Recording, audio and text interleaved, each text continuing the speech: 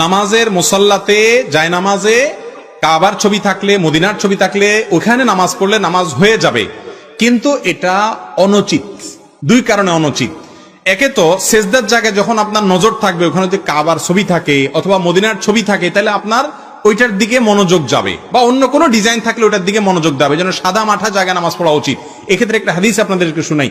রাসূল করিম সাল্লাল্লাহু আলাইহি সাল্লামকে একটা কাপড় দেওয়া হয়েছে নামাজ পড়ার জন্য। সেই কাপড়টা অনেক রংচঙা, সেখানে অনেক ডিজাইন ছিল। তিনি বলেছেন এটা সরাও এবং অন্য একটা ফ্রেশ কাপড় নিয়ে আছো যেটাতে কোনো কিছু নাই। তারপর তিনি সেটা বিছায় নামাজ পড়লেন।